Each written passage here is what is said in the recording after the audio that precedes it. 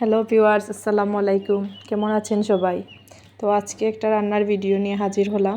তো শুরুতেই রান্নাঘরে চলে আসছি। তো আজকে আমি রান্না করব আলু দিয়ে মাগুর মাছ। তো প্রথমেই পরিমাণ মতো তেল দিয়ে নিচ্ছি, আর তেলটা একটু গরম হয়ে আসলেই পেঁয়াজ দিয়ে দিব, দিয়ে অনবরত নাড়তে থাকবো। এই পর্যায়ে একটু লবণ দিয়ে দিচ্ছি যাতে পেঁয়াজটা তাড়াতাড়ি নরম হয়ে যায়। এ পর্যায়ে দিয়ে দিচ্ছি অল্প একটু রসুন। আসলে রসুনটা কেউ চাইলে স্কিপ করতে পারেন, আমি আসলে ব্যবহার করি রসুনটা। তো একটু পোড়া ধরে যাচ্ছে তাই একটু পানি দিয়ে দিলাম।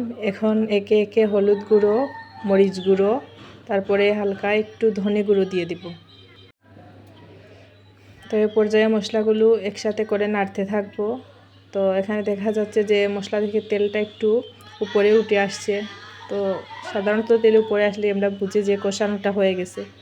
তো এখন দিয়ে দিচ্ছি আমি আগে থেকে ধুয়ে রাখা আলুগুলো আমি আগেই পরিষ্কার করে রেখেছিলাম। তো আলুগুলো দিয়ে একটু মশলার সাথে নেড়ে চেড়ে দিয়ে এখন আমি ঢাকনা দিয়ে দিচ্ছি।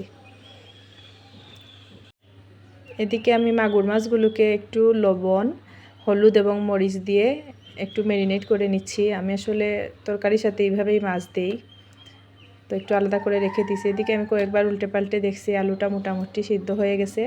তো এ পর্যায়ে দিয়ে দিব মেখে রাখা মাছগুলো, দিয়ে হালকা হাতে নাড়তে হবে যাতে মাছ ভেঙে না যায়।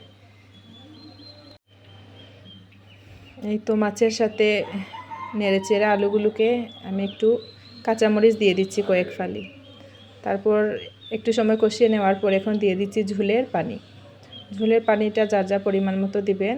আর এই তো একটু পরে চলে আসলাম, আমার তরকারিটা অলমোস্ট হয়ে গেছে, লবণও চেক করে নিয়েছি। আর এদিকে অন্য একটা তরকারি রান্না করছিলাম। সবাই ভালো থাকবেন।